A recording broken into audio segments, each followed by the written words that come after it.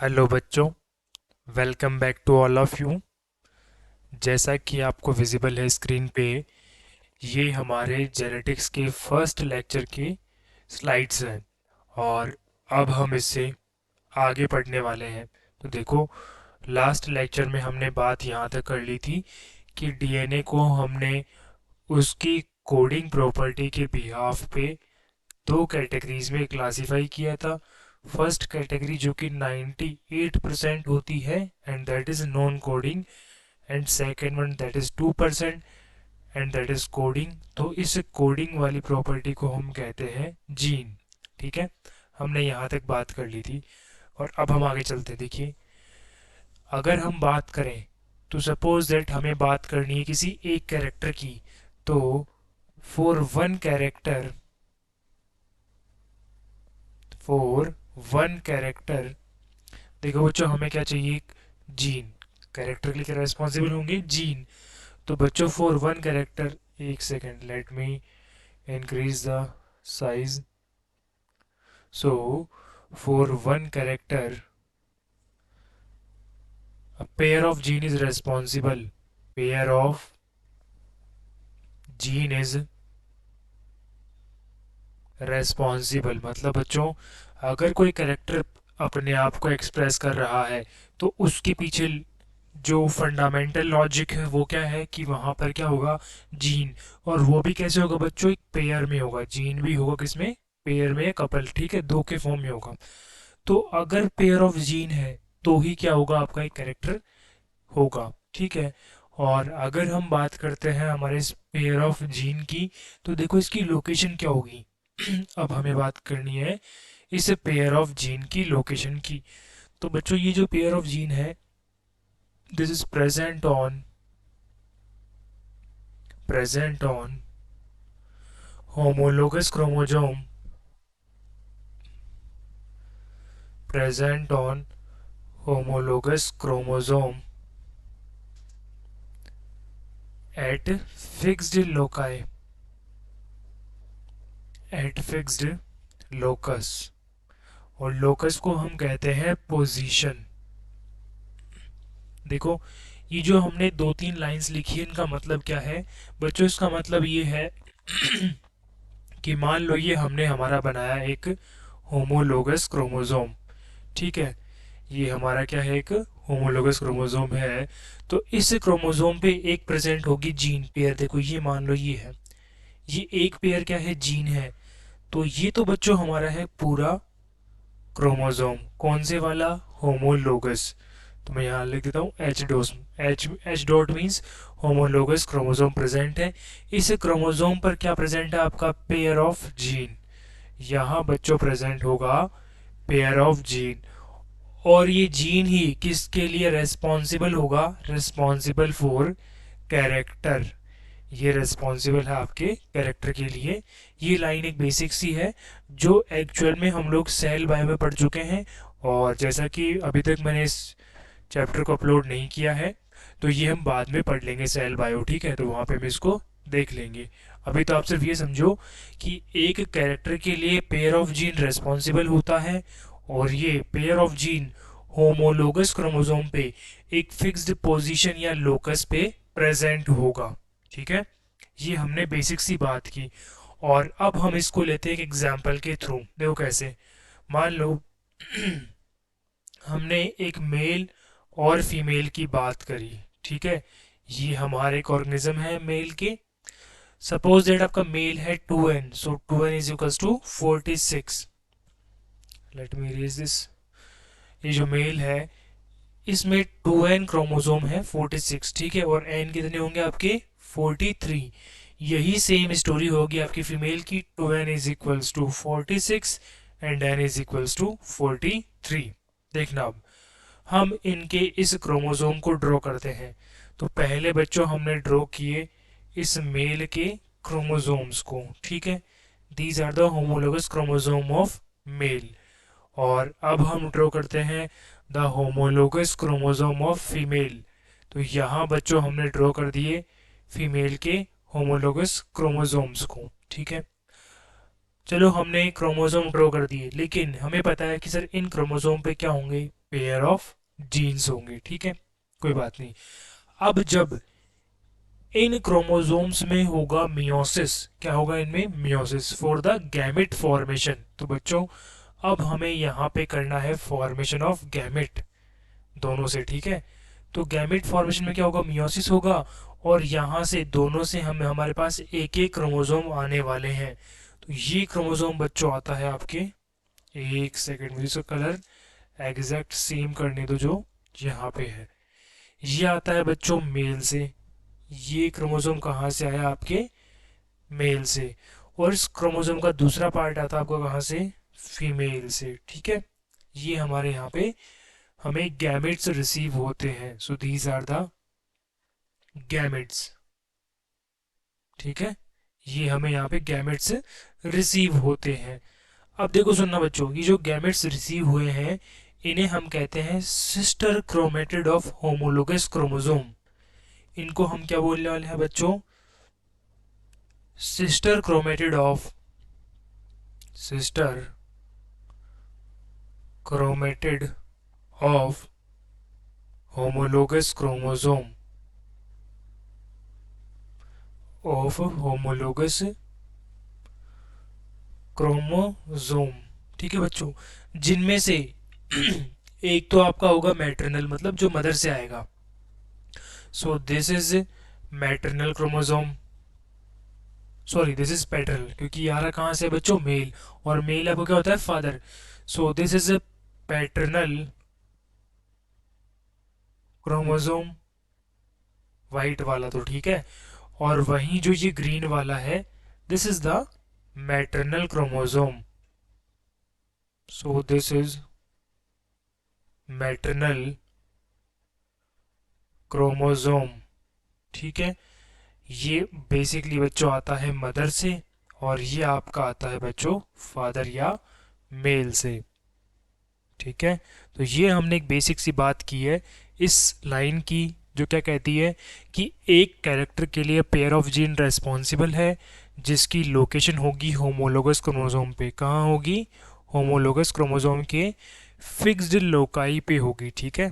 ये आपको, इसे आपको लर्न करना है, ठीक है। और इसका फ्लो चार्ट ये हमने यहाँ पे ड्रॉ कर दिया है। और ये कैसे उस कैरेक्टर को एक्सप्रेस करने में हेल्प करता है ये हम सीख चुके हैं गैमेट फॉर्मेशन की हेल्प से, ठीक है। तो ये भी हमने सीख लिया।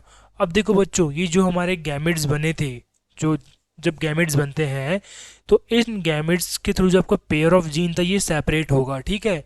तो अब अगर हम बात करें कि सर जो हमारे पेयर ऑफ जीन है इसमें दो होंगे, तो इनमें से कौन सा तो डोमिनेंट होगा और कौन सा रिसेसिव होगा, मतलब इसकी हम बात करते हैं। देखो, तो अब हमें बात करनी है पेयर ऑफ जीन के बारे में। देखिए बच्चों, ये जो आपके पेयर ऑफ जीन है इनमें से जो सबसे पहले इवॉल्व या फॉर्म होगा वही होगा वाइल्ड टाइप या डोमिनेंट इन नेचर, ठीक है। जो पहले बनता है वो कैसा होता है, डोमिनेंट का, और फिर उस डोमिनेंट में जो म्यूटेशन होने से बनेगा वो आपका बनेगा रिसेसिव नेचर का। तो देखिए इसे मैं नोट करता हूँ। Firstly evolved, firstly evolved or derived genes are dominant, genes are dominant in nature। देखो बच्चों, ये वही मतलब है कि जो सबसे पहले जीन इवॉल्व या डिराइव होगा वो नेचर में होगा डोमिनेंट या वाइल्ड टाइप का, ठीक है। अगर हम इसका एग्जाम्पल देखें तो देखिए बच्चों, इसका एग्जाम्पल एक है, that is of height of plant, ठीक है। अगर हम बात करें प्लांट की हाइट की तो ये दो होगी, या तो होगी टॉल या होगी ड्वार्फ। तो देखो बच्चों, ये जो हाइट ऑफ प्लांट है ये होगी दो टाइप से। Firstly it may be toll, secondly it may be dwarf. तो इनमें अब देखो वही सेम बात है, जो सबसे पहले डिराइव होगा वो होगा वाइल्ड टाइप का, दैट इज कैपिटल टी। जो टॉलनेस है ये है बच्चों वाइल्ड टाइप का, मतलब डोमिनेंट है क्योंकि ये पहले डिराइव हुआ है। फिर बनता है आपका स्मॉल टी, और ये बच्चों होगा आपका रिसेसिव। क्यों? क्योंकि ये बना है कैपिटल कैपिटल टी में म्यूटेशन के थ्रू। तो मैं ये बात भी लिख देता हूँ बच्चों कि रिसेसिव कैसे बनता है। जब आपका डैम डोमिनेंट है, जब आपके बच्चों डोमिनेंट में क्या हो जाए म्यूटेशन, तो बनता है आपका रिसेसिव। ये है दूसरी कहानी। जैसे हमने भी एग्जांपल लिया है, यहाँ लिख देंगे हम कि बच्चों जब कैपिटल टी में होंगे म्यूटेशन, इसमें क्या होंगे म्यूटेशंस होंगे, तो बनेगा स्मॉल टी। ठीक है, सबसे सिंपल सी बात है ये। ठीक है बच्चों, कि कैपिटल टी से स्मॉल टी कैसे बन रहा है, with the help of mutation बन रहा है। और जो सबसे पहले डिराइव या इवॉल्व होगा वो आपका नेचर में होगा डोमिनेंट या वाइल्ड टाइप। फिर उस डोमिनेंट से म्यूटेशन की प्रोसेस के बाद में जो जीन्स बनने वाले हैं वो आपके होंगे रिसेसिव इन नेचर। ठीक है, तो ये हमने इसकी बात कर ली। और अब हमने यहाँ से सीखा कि सर जीन के दो फॉर्म्स है, एक तो डोमिनेंट है, एक रिसेसिव है, तो इन्हें हम कहते हैं एलील्स। तो अब हमें स्टडी करनी है एलील्स की। देखो अब हम हर चीज़ एक सीक्वेंस के थ्रू सेट है ना, एवरीथिंग इज सीक्वेंशियल, कि पहले हमने ये पढ़ा फिर उसी से हमारा अगला क्वेश्चन बनता है कि ये कैसे हुआ, तो हमारा अगला टॉपिक आता है। ठीक है, तो allele are basically different forms of same gene. देखो बच्चों लाइन सुनना, alleles are the different forms of same gene. देखो भाई सेम जीन की ही दो अलग अलग फॉर्म्स को हम कहते हैं एलील। ये लाइन मैं आपको अंडरलाइन करता हूँ, सेम जीन की डिफरेंट फॉर्म्स। जैसे हमने पहले देखी, देखो जीन आपका सेम है टॉलनेस ऑफ प्लांट का। ठीक है, जीन आपका सेम है, कौन सा जीन है, टॉलनेस ऑफ प्लांट वाला जीन है। अब इसी जीन के दो जो डिफरेंट डिफरेंट फॉर्म्स हैं उन्हें हम कहने वाले हैं कि आपके लिए एलील्स। बहुत सिंपल है, आई होप इसमें आपको कोई डाउट नहीं होगा, है ना, क्योंकि ये तो बहुत सिंपल सी बात है। तो अब हम चलते हैं इससे आगे। जस्ट देखो, अब जो मैं आपको एक कंसेप्ट सिखा रहा हूँ ये बहुत इंपॉर्टेंट है एग्ज़ाम के पॉइंट ऑफ व्यू से। ठीक है, तो हमने यहाँ पे बात की वाई क्रोमोसोम की। अब हम यहाँ बात पहले किसी करते हैं बच्चों, यहाँ हमने एग्जाम्पल लिया वाई क्रोमोसोम की। जो हमने अभी तक पढ़ा है ना, ये उसके लिए एक छोटा सा कंसेप्ट बिल्डिंग पॉइंट है जो बहुत इंपॉर्टेंट है। ठीक है, हमने यहाँ बात करी वाई क्रोमोसोम की। देखो हमने कहा था कि जो क्रोमोसोम है आपका उसमें होंगे जीन्स, उसमें क्या होंगे जीन होंगे, क्योंकि देखो कैरेक्टर जो है, कैरेक्टर के लिए रिस्पॉन्सिबल कौन होगा, पेयर ऑफ जीन होगा। तो वैसे ही जो आपका वाई क्रोमोसोम है इस पे भी होंगे जीन। कौन सा जीन होगा बच्चों, SRY gene. So Y chromosome have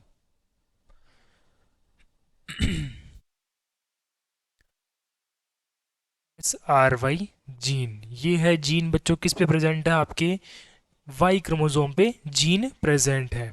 ठीक है, अब देखना ये जो आपका जीन है ये करेगा कोडिंग बच्चों। क्या करने वाला है, ये करेगा कोडिंग।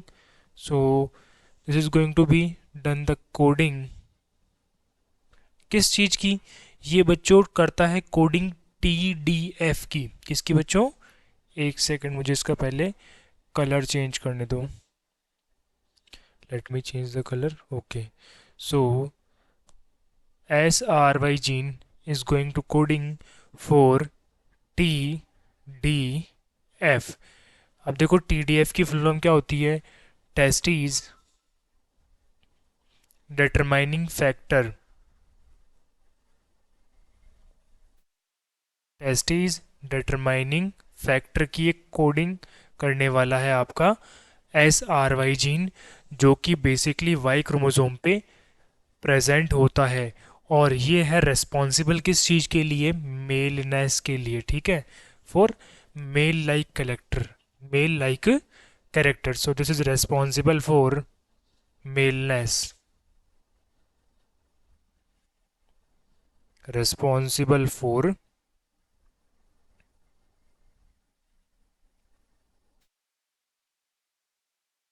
मेलनेस। ठीक है बच्चों, तो हमने यहाँ देखो, मैं आपको इसको एक बार फिर से बताता हूँ।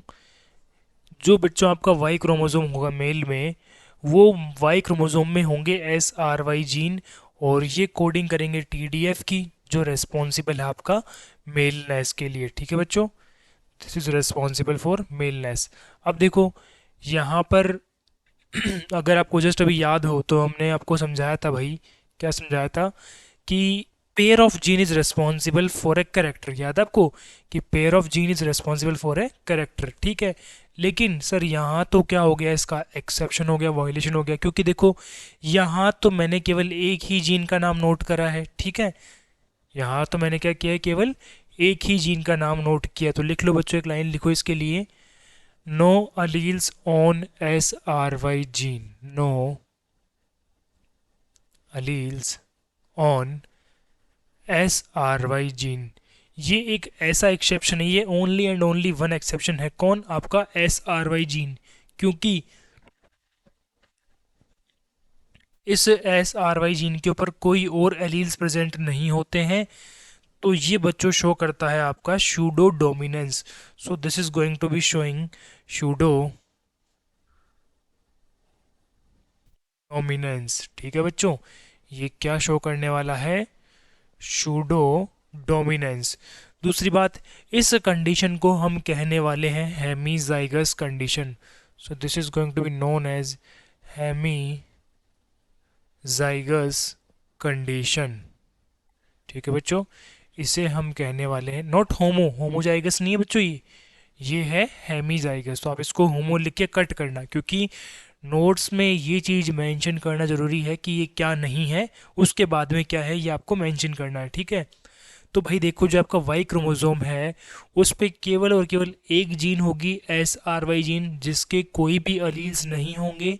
तो ये शो करने वाला है शूडो डोमिनेंस। ठीक है, ये आपको समझ में आ गया होगा। ठीक है, तो अब मैं आपसे एक क्वेश्चन पूछता हूँ, और अगर आपको उसके बाद भी समझ में नहीं आया तो हम इसको एक बार फिर से रिवाइज कर लेंगे। ठीक है, तो मैं यहाँ नोट करता हूँ कुछ 3-4 स्टेटमेंट। ठीक है, आपको इस वीडियो को पोज करके देखना है कि इनमें से कौन कौन से स्टेटमेंट तो करेक्ट हैं और कौन कौन से इनकरेक्ट हैं, विथ रीज़न। ठीक है, चलो भाई, अब मैंने नोट किया अपना पहला statement, that is are all genes are alleles. ठीक है, ये है हमारा पहला स्टेटमेंट कि सारे ही जीन के पास में क्या है, अलील्स होते हैं। दूसरा, ऑल अलील्स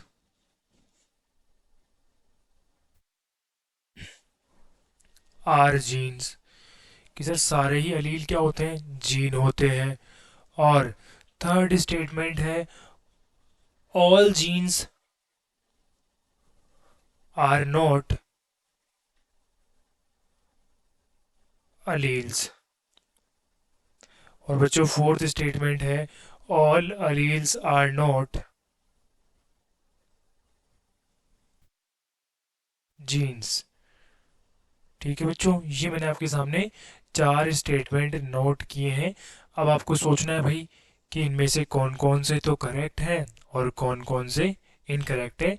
तो आप लोग इस वीडियो को आराम से पोज कीजिए, और पोज करके सोच के आंसर लिख के फिर आप इसको वीडियो को फिर से स्टार्ट करो। ठीक है, तो मैं आपको अब इसका आंसर करना स्टार्ट करता हूँ। देखिए, जो आपका पहला स्टेटमेंट है, ऑल जीन आर एलील्स, देखो बच्चों ये क्या है, रॉन्ग। ये है रॉन्ग। कैसे? देखो, क्या सारे ही जीन्स, क्या सारे ही जीन के अलील होते हैं? नहीं सर, सिर्फ एक को छोड़ के। वो कौन है? आपका SRY जीन। इस SRY जीन के नो अलील्स, कोई अलील प्रेजेंट नहीं है। तो देखिए, ये जो आपका पहला स्टेटमेंट है ये तो हो गया सर आपका wrong. So this is false. क्यों? क्योंकि इसका एक्सेप्शन क्या हो चुका है आपका?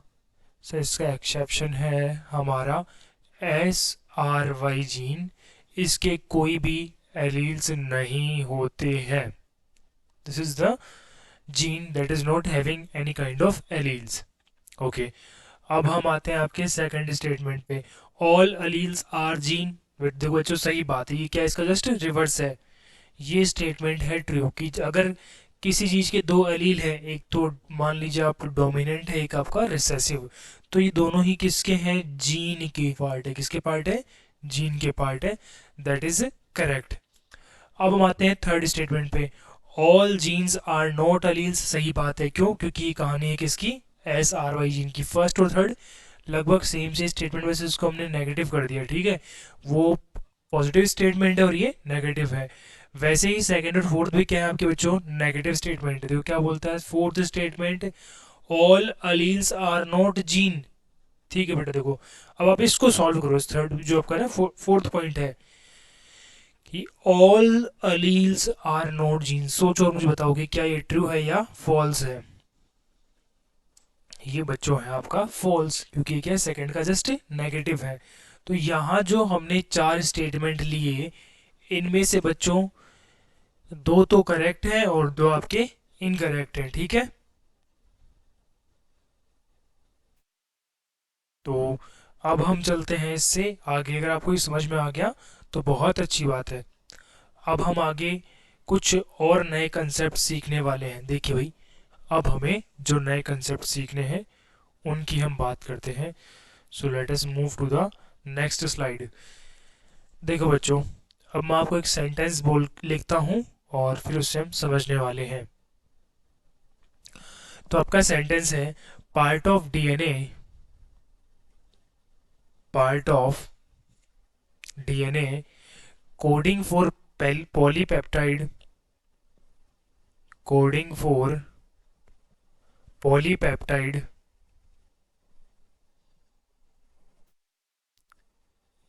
is known as is known as cistron. उसे हम क्या कहने वाले हैं बच्चों, सिस्ट्रॉन, ठीक है।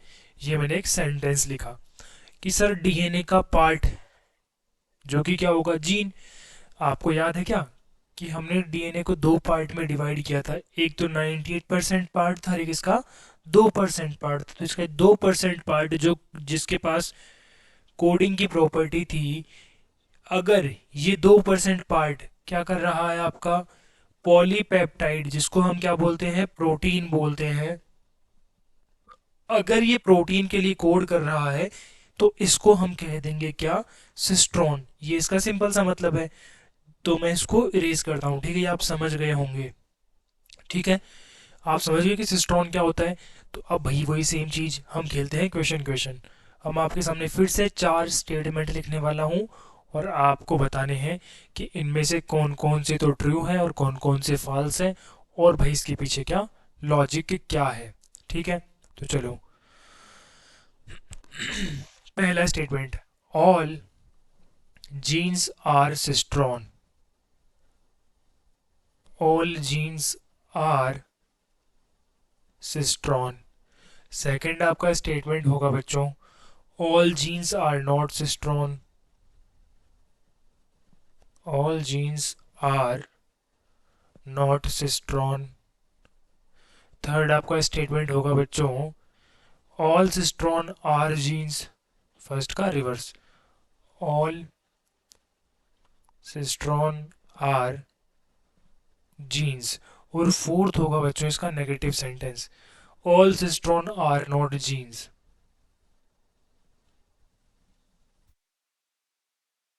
All cistron are not genes. तो आपको पता है आपको करना क्या है, पहले आपको इस वीडियो को आराम से पॉज करना है दिमाग को यूज़ करके, और आपको चारों स्टेटमेंट्स में चेक करना है कि कौन सा भाई ट्रू है कौन सा फॉल्स है, और फिर आपको इसको वापस से देखना है, ठीक है। तो अब मैं शुरू करता हूँ आपको बताना कि भाई इनमें से कौन सा ट्रू है और कौन सा फॉल्स है। देखो, जो पहला स्टेटमेंट आपका पहला ही पहला, वो बच्चों है फॉल्स स्टेटमेंट। वो कैसा आपका, फॉल्स। देखो क्यों है, इसके लिए मैं आपको पहले चलता हूँ अगली स्लाइड पे, ठीक है। So let me move on the next slide. देखो, डीएनए जो आपका है, जो हमारा बच्चों है डीएनए, ठीक है। इसकी एक तो होती है रेप्लिकेशन, मतलब डीएनए से खुद डीएनए बनता है।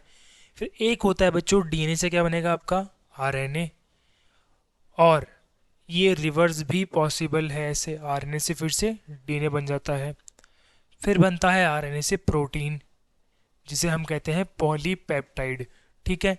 ये तो हमारी एक छोटी सी सीक्वेंस है डीएनए के लिए, ये हमारी छोटी सी कहानी है डीएनए की, कि इसका इनहेरिटेंस किस किस वे में होता है, ठीक है। और इसके बाद में बच्चों हमने सीखा था जो हमारा डीएनए है, इसको बच्चों हमने क्लासिफाई किया दो पार्ट में on the basis of property of coding और नॉन कोडिंग, ठीक है। तो अगर यही डीएनए का कितना percent part, 98% part that is of non coding nature, और इसका 2% पार्ट होगा that is of coding nature, ठीक है। अब देखना बच्चों, जो हमारा अगला कंसेप्ट है जिसके ऊपर इक्वेशन डिपेंडेंट है वो है यहाँ से स्टार्ट। तो देखो भाई, हमें इस 2% वाले कोडिंग पार्ट की बात करनी है, ठीक है। देखो सुनना, हमें पता है सर डीएनए का जो 2% पार्ट है वहाँ से 4 फंक्शंस होंगे। पहला क्या होगा बच्चों, डीएनए से खुद डीएनए बनेगा, ठीक है, इसे हटाओ। दूसरा क्या होगा बच्चों, डीएनए से बनेगा आरएनए, डीएनए से आपको क्या बनने वाला है आरएनए बनेगा, ठीक है। तो भाई यहाँ बनने वाले हैं आपके आरएनए। और दूसरा यहाँ पे क्या होगा, डीएनए से आरएनए बन गया और इस आरएनए से क्या बनेगा बच्चों, प्रोटीन बनेगा, ठीक है। यही कहानी होगी। देखो आपको ऊपर दिख रहा होगा कि सर डीएनए से पहले तो बनता है आरएनए, फिर उस आरएनए से बनता है प्रोटीन, ठीक है। तो भाई ये मान लो हमारा जो डीएनए है मेन, जो दो टोटल डीएनए का 2% है that is of coding nature, और इसे हम कहते हैं जीन। इसे हम क्या कहते हैं, ये एक्चुअल में जीन ही तो है 2% पार्ट। तो देखो यहाँ से एक तो बन सकता है बच्चों आरएनए, ठीक है। अब आरएनए भी क्या होंगे भाई 3 टाइप के, ये भी क्या होंगे 3 टाइप के, एमआरएनए, आरआरएनए और टीआरएनए। तो बच्चों एक तो है एमआरएनए मैसेंजर, एक है राइबोसोमल, और एक है आपका ट्रांसफर आरएनए।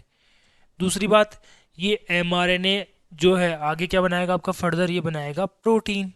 ये क्या बनाएगा बच्चों, प्रोटीन बनाएगा। और जो हमने सेंटेंस लिखा है part of DNA coding for polypeptide is known as cistron, तो देखो भाइयों केवल ये वाला पार्ट, केवल कौन सा पार्ट, ये पार्ट ही आपका सिस्ट्रोन है। Let me note down this, कि भाई डीएनए का जो 2% पार्ट है, इसका भी केवल वो पार्ट जो क्या कर रहा है, प्रोटीन को फॉर्म कर रहा है, यही सिस्ट्रॉन होगा। क्या बच्चों, जो पार्ट प्रोटीन या पॉलीपेप्टाइड को फॉर्म करेगा वही एक्चुअल में सिस्ट्रॉन होगा। ये बच्चों सिस्ट्रॉन नहीं होगा, क्यों, क्योंकि ये पॉलीपेप्टाइड को या प्रोटीन को फॉर्म नहीं करता है, ठीक है। अब आपको ये कंसेप्ट थोड़ा और अच्छे से समझ में आया होगा, ठीक है। तो अब हम जाते हैं हमारे स्टेटमेंट नंबर 1 पे। क्या सारे ही जीन सिस्ट्रॉन है बच्चों, नहीं। देखो क्यों, क्योंकि जीन का जो एक पार्ट है वो तो बच्चों सिस्ट्रॉन है, पर ये पार्ट जो क्या बना रहा है, केवल आरएनए बना रहा है, ये सिस्ट्रॉन नहीं है। तो पहला स्टेटमेंट हमारा फॉल्स है, क्यों, क्योंकि because gene that is forming various type of RNA, various type of RNA, ये भाई नॉट सिस्ट्रॉन, ये सिस्ट्रॉन नहीं है। सिस्ट्रॉन केवल कौन सा है, the part of gene that is forming protein और पॉलीपेप्टाइड, सिर्फ यही पार्ट क्या हुआ, क्या होगा आपका बच्चों, सिस्ट्रॉन होगा, ठीक है। और जो पार्ट क्या बना रहा है, आरएनए के 3 टाइप जो है ना आपके, एमआरएनए, आरआरएनए और टीआरएनए बच्चों, इसको हम सिस्ट्रॉन नहीं कहने वाले हैं। तो क्या पूरे ही जीन सिस्ट्रॉन है, नहीं सर, जीन का ये वाला पार्ट, कौन सा पार्ट, केवल ये पार्ट बी ही क्या होगा सिस्ट्रॉन, इसका पार्ट ए सिस्ट्रॉन एक्चुअल में नहीं होगा, ठीक है। इसलिए हमने कह दिया स्टेटमेंट नंबर 1 क्या है आपका, फॉल्स है, ठीक है। अब हम आते हैं हमारे स्टेटमेंट नंबर 2 पे, all genes are not cistron. सही बात है भाई, ये बात सही है ना, क्योंकि सर जीन का वो पार्ट जो क्या बना रहा है, आरएनए बना रहा है, वो सिस्ट्रॉन नहीं है। सो दिस इज द ट्रू, ये स्टेटमेंट बच्चों क्या है, ट्रू है, ठीक है। फिर हम आते हैं थर्ड पॉइंट पे, ऑल सिस्ट्रॉन और जीन्स, सही बात है भाई, देखो ये बात भी सही है, स्टेटमेंट ट्रू है। कैसे कि सर सिस्ट्रॉन क्या है एक्चुअल में, भाई सिस्ट्रॉन क्या कर रहा है, प्रोटीन की कोडिंग कर रहा है, और जो चीज़ कोडिंग करती है वही तो क्या होती है, जीन होती है। जो चीज़ क्या करे, कोडिंग करे, उसे हम कहते हैं जीन। तो देखो भाई, सिस्ट्रॉन कोडिंग कर रहा है, जो कोडिंग करे वो जीन होता है, तो थर्ड स्टेटमेंट में क्या होगा आपका, ट्रू होगा। और फोर्थ है all cistron are not genes, ये तो बच्चों फिर भी क्या हो गया, फॉल्स हो गया, इसका क्या नेगेटिव है। तो हमें ये भी ध्यान रखना है भाई, ठीक है। तो अब ये जो स्लाइड है ये आपका है कंप्लीट कंसेप्ट, ठीक है। सिस्ट्रॉन क्या है, जीन क्या है, एलील क्या है, ये सब हम यहाँ से सीख चुके हैं, ठीक है। और ये हमने सीखा कैसे है, with the help of questions, जो आपको ये अब कभी भी आप इसको भूल नहीं पाओगे, ठीक है। और अब हम चलते हैं इससे थोड़ा सा आगे। देखो अभी तक हमने जो बात करी वो हमने सिर्फ करी है बेसिक बेसिक कंसेप्ट्स की। और अगर आपको ये कंसेप्ट्स लर्न नहीं होंगे तो बच्चों इस पूरे टॉपिक में आपको बहुत ज़्यादा दिक्कत आने वाली, टॉपिक ही नहीं पूरी यूनिट में आपको बहुत ज़्यादा प्रॉब्लम्स फेस करनी पड़ जाएगी, ठीक है। तो अब हम चलते हैं आगे। देखो हमने अब तक क्या सीखा, सर हमने ये सीखा जो हमारा क्रोमोसोम है, कौन से वाला, होमोलोगस क्रोमोसोम है, उस पे क्या होगा, डीएनए, और डीएनए का एक पार्ट क्या होगा, जीन, जो क्या करेगा बच्चों, कोडिंग करेगा, ठीक है। अब हमारे पास आते हैं बच्चों दो नए वर्ड्स, यहाँ हमारे पास में क्या आते हैं, दो नए वर्ड्स हमको सीखने हैं। एक तो है बच्चों नया वर्ड क्या आपका, फिनोटाइप, और एक होगा भाई जीनोटाइप। देखो एक वर्ड तो है फिनोटाइप और दूसरा वर्ड है भाई जीनोटाइप। ये हमारे पास यहाँ दो वर्ड है। देखो फिनोटाइप का पहला वर्ड हमारा है पी, हमें इस फर्स्ट वर्ड को पकड़ना है। फर्स्ट वर्ड क्या है, पी, मतलब फिजिकल अपीयरेंस, इसका मीनिंग क्या होगा, फिजिकल अपीयरेंस। और देखो जीनोटाइप का फर्स्ट वर्ड है जी, तो इस जी से हमें क्या समझना है, जेनेटिक मेकअप, जेनेटिक मेकअप। देखो समझो भाई इसका मीनिंग क्या है। जैसे मान लो मैंने आपके सामने ये दो तीन पर्सन्स को खड़ा कर दिया, ठीक है, ये दो तीन ह्यूमंस है, ठीक है भाई, और ये है एक third human, human number A, human number B और ह्यूमन नंबर सी, ठीक है। अब मैं पूछूं आपसे, बताओ कि इनमें से जो ह्यूमन नंबर ए है, बताओ इसकी हाइट कैसी है, टॉल है या ड्वार्फ। तो आप इसको पहले क्या करोगे, आप इसको फिजिकली देखोगे और कहोगे कि सर ह्यूमन नंबर ए तो कैसा है हमारा, टॉल है, लंबा है। मैंने सेम क्वेश्चन किया आपसे ह्यूमन बी के लिए, आपने कहा सर ये तो कैसा है, ड्वार्फ है, और सी कैसा है, टॉल। तो भाई वो कैरेक्टर जिनको हम उनकी फिजिकल अपीयरेंस को देख के बता सके उसे हम कहते हैं फिनोटाइप, ठीक है।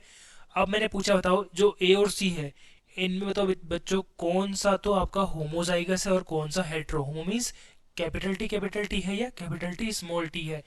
अगर आपसे कोई ये पूछे तो भाई इस सवाल का जवाब हम उसकी फिजिकल अपीयरेंस देख के नहीं दे सकते, तो फिर वहाँ हमें क्या देखना पड़ता है, उसका जेनेटिक मेकअप की भाई वो किस किस जीन से बना है, तो उसे हम कहते हैं जीनोटाइप, ठीक है। तो फिनोटाइप हम क्या करते हैं, कैरेक्टर को रिप्रेजेंट करने के लिए शो करते हैं, और वही हम क्या करेंगे, जीनोटाइप भी सेम कैरेक्टर को रिप्रेजेंट करने के लिए।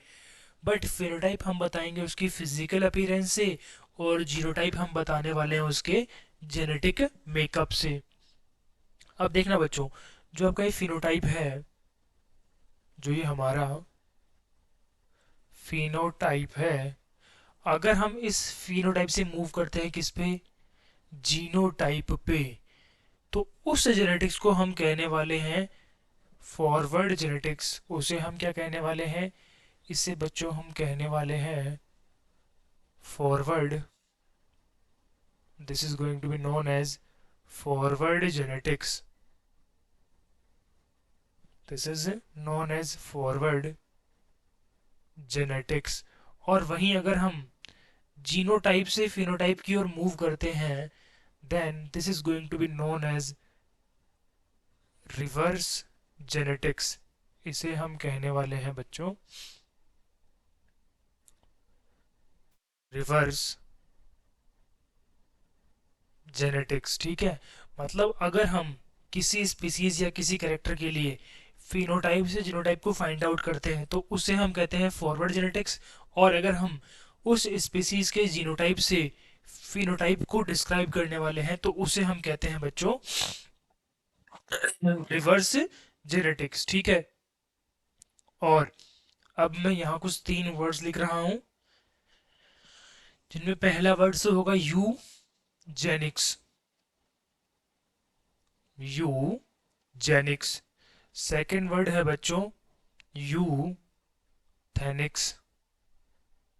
यूजेनिक्स, यूथेनिक्स। और थर्ड आपका यूफेनिक्स।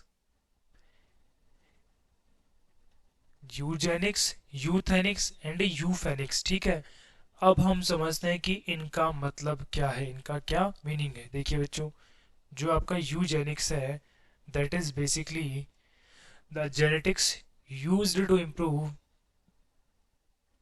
genetics used to improve। ठीक है बच्चों, देखो अगर हम जेनेटिक्स को यूज कर रहे हैं किस में, ह्यूमन लाइफ को इम्प्रूव करने के लिए, टू इम्प्रूव ह्यूमन लाइफ, तो उस ब्रांच को हम कहने वाले हैं यूजेनिक्स। उसे हम क्या कहने वाले हैं, यूजेनिक्स। ठीक है, कि अगर हमने जेनेटिक्स का यूज किया है ह्यूमन की लाइफ को इम्प्रूव करने के लिए, वहीं अगर हम लोग यूज कर रहे हैं जेनेटिक्स used to improve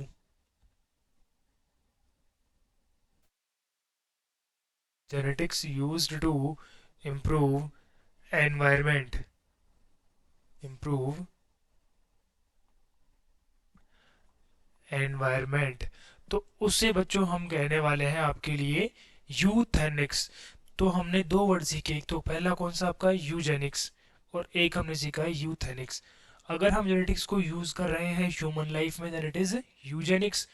इसे हम यूज कर रहे हैं एनवायरनमेंट में देन इट इज यूथेनिक्स। अब बच गया हमारा third part that is euphenics. तो देखिए यू फेनिक्स का मीनिंग क्या होगा, human life improved by, human life improved by rDNA technology, rDNA technology. तो उसे बच्चों हम कह देंगे यू फेनिक्स। देखो जो पहले दो टर्म है वो तो है जेनेटिक्स के रिगार्डिंग, और थर्ड एक डिफरेंट ही टर्म है पर वहां पे हम यूज किया करने वाले हैं रिकॉम्बिनेंट डीएनए टेक्नोलॉजी। और इसका एक कंप्लीट चैप्टर है आपकी ट्वेल्थ क्लास में ही जिसे हम कहते हैं बायोटेक्नोलॉजी। ठीक है, तो ये तो हम अलग से वहां पढ़ लेंगे, कहाँ पे, बायोटेक में। तो बच्चों ये हमने बात की इन तीन वर्ड्स की। ठीक है, और अब हम लौट के फिर से एक बार आएंगे किसके पास में, मेंडल के पास। देखिए हमें अब बात करनी है कि सर जो मेंडल की जो वर्क थे उन्होंने बहुत अच्छा वर्क किया पर उनके वर्क को इतना बढ़िया रिकॉग्नाइजेशन क्यों नहीं मिल पाया। ठीक है, तो अब हमें पढ़ना है वाई मेंडलिन वर्क wasn't recognized। तो बच्चों हमारी हेडिंग क्या है, Mendelian work, Mendelian work was not recognized। इसके रीज़न कि भाई क्यों मेंडल के वर्क्स को इतनी बढ़िया पब्लिसिटी नहीं मिल पाई। ठीक है, तो देखो इसका पहला और मेन रीज़न क्या था, limited circulation of journal, limited circulation of, limited circulation of journal. देखो इसका मतलब क्या है, इन्होंने जो अपने एक्सपेरिमेंट्स को जिस जर्नल में पब्लिश किया था, देखो उस टाइम पे बहुत ही कम उसका सर्कुलेशन हुआ करता था, तो ये सब लोगों तक नहीं पहुंच पाए। तो इसका है पहला लॉजिक। दूसरा, इन्होंने भाई साहब देखो क्या किया, इन्होंने यूज़ किया मैथ्स को। अब भाई बायो वाले बच्चों को बायो ढंग से आती नहीं है और तुम उसमें मैथ्स को और लेके आ रहे हो तो वो इसे क्यों ही पढ़ेंगे ना, एक सिंपल सी बात है। तो भाई इन्होंने यूज़ किया use of biostatics, use of biostatics. तो भाई ये जब इन्होंने बायोस्टैटिक्स यूज़ किया तो ये पूरे क्या था, इनके लिए एंटायरली न्यू टॉपिक था, न्यू सब्जेक्ट था, जो किसी को वैसे भी समझ में नहीं आया। और तीसरा कि बच्चों इनमें था लेस कॉन्फिडेंस। सर वो तो हमें भी इसमें नई बात क्या है कि ये तो हमें भी है लेस कॉन्फिडेंस। तो देखो इनमें जो कॉन्फिडेंस कम था उसके पीछे अलग लॉजिक था। उसके पीछे लॉजिक क्या था, बिकॉज इन्होंने एक दूसरा प्लांट लिया, ठीक है, लैब बीन्स, ठीक है। तो इन्होंने जब इन बीन्स पे भी सेम वर्क किया तो इन्हें रिजल्ट्स डिफरेंट मिले। इन्हें रिजल्ट्स क्या मिले बच्चों, इन्हें रिजल्ट्स डिफरेंट मिले, ठीक है। तो इनका कॉन्फिडेंस तो वहीं ख़त्म हो गया कि यार मैंने जो जो फंक्शन मैंने पी प्लांट पे किया, मैंने सेम चीज़ तो कहाँ की है, इस लैब बीन्स पे की है, पर यहाँ पे सेम क्यों नहीं आ रहा है, ठीक है। तो जब इन्होंने इन बीन्स पे वर्क किया तो results was not same as pea plant, same as pea plant. तो इस रीज़न से भी इनका भाई थोड़ा बहुत कॉन्फिडेंस लेस हो गया। तो ये तीन मेन रीज़न थे और कि जिसके चक्कर में इनका वर्क रिकॉग्नाइज नहीं हो पाया। और एक फोर्थ रीज़न और है बच्चों, क्या कि इन्होंने जिस चीज़ को फैक्टर कहा बाद में हमने हमने उसे जीन कहा था, ठीक है। एक फोर्थ इंफॉर्मेशन और है कि भाई जीन वर नेम्ड एज फैक्टर। तो जिस चीज़ को हम जीन कह रहे हैं उन्होंने इसका नाम ही चेंज कर दिया, क्या नाम कर दिया, फैक्टर। तो ये यहाँ वैसे कंट्रोवर्सी हो गई, नेम्ड एज फैक्टर और एलिमेंट। इन्होंने भाई नाम दिया या तो फैक्टर या एलिमेंट, जिसको आज हम लोग क्या कह रहे हैं भाई, जीन कह रहे हैं, ठीक है। तो ये तो रीज़न हो गए। अब कोई आपसे पूछे बताओ कि भाई मेंडल ने पी प्लांट को ही क्यों सेलेक्ट किया, तो why Mendel selected pea plant, ठीक है। देन वाई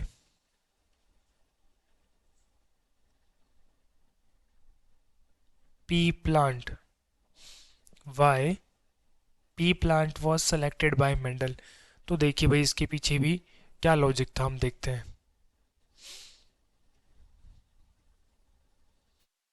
सबसे पहला बच्चों इसकी साइज क्या होगी, स्मॉल। पी प्लांट जो है small size,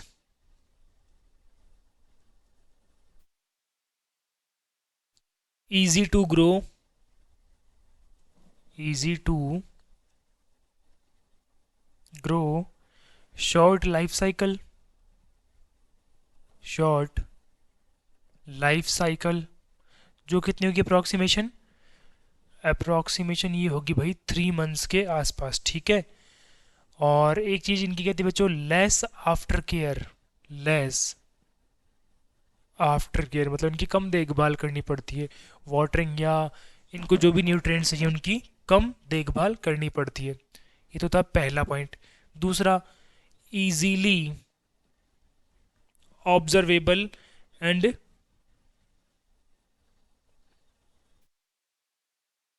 distinguished,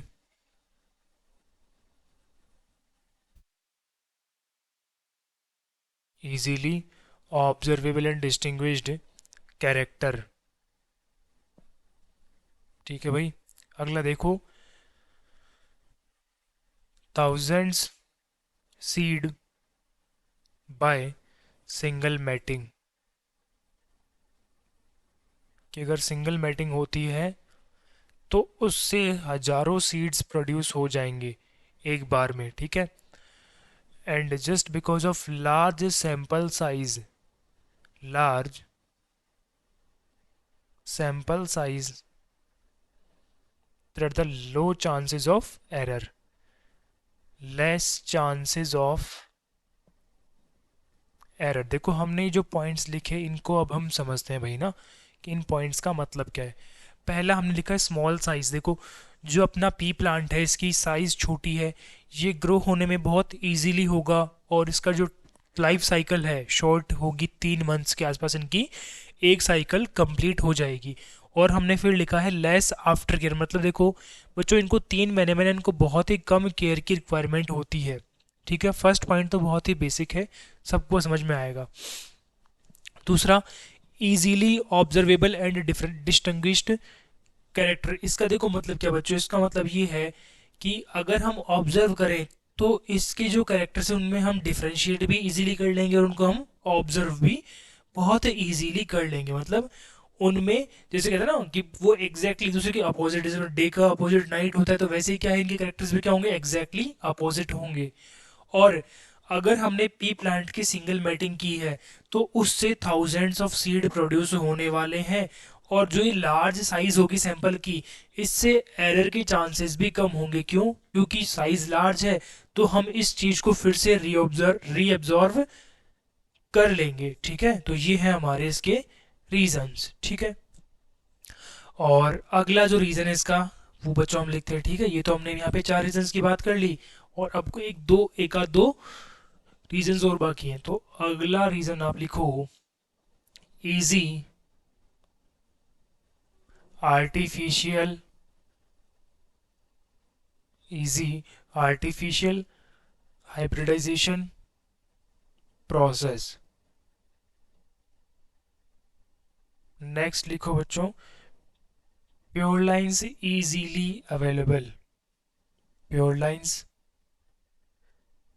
easily available. तो ये हैं इसके टोटल रीजंस जिस कारण से मेंडल ने पी प्लांट को सेलेक्ट किया। ठीक है, अब अगला जो डाउट है या अगला जो पॉइंट है वो आता है कि भाई मेंडल सक्सेसफुल क्यों हो पाया। ठीक है, तो ये बातें बच्चों हम करेंगे नेक्स्ट क्लास में, क्योंकि आई होप क्लास का टाइमिंग भी बच्चों 46 मिनट का हो गया। ठीक है, तो बाकी हम पढ़ने वाले हैं आपके नेक्स्ट लेक्चर में। Thank you very much.